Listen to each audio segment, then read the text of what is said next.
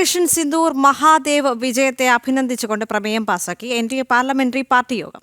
Operation സിന്ദൂറിന്റെ വിജയത്തിൽ MP-മാർ പ്രധാനമന്ത്രി നരേന്ദ്രമോദിയെ പ്രശംസിച്ചു. ഉത്തരവാദിത്തമില്ലാത്ത പ്രസ്താവനകൾ നടത്തുന്നതിൽ പ്രതിപക്ഷ നേതാവ് രാഹുലിനെ യോഗം വിമർശിച്ചു. ഏറ്റവും കൂടുതൽ കാലം രാജ്യത്തിന്റെ ആഭ്യന്തരമന്ത്രിയായി പ്രവർത്തിക്കുന്ന അമിത് ഷായെ പ്രധാനമന്ത്രി അഭിനന്ദിച്ചു. പാർലമെന്റിന്റെ ലൈബ്രറി ഹാളിൽ ചേർന്ന NDA പാർലമെന്ററി പാർട്ടി യോഗത്തിൽ ലോക്സഭയിലെയും രാജ്യസഭയിലെയും NDA MP-മാർ പങ്കെടുത്തു.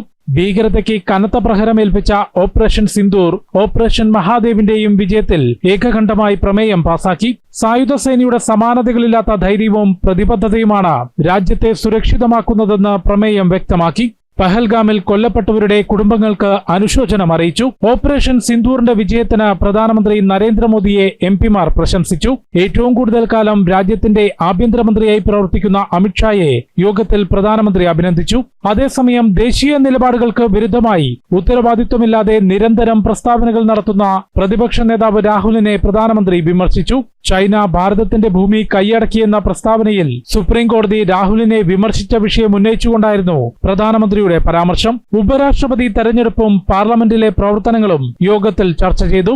ജനം, ഡൽഹി.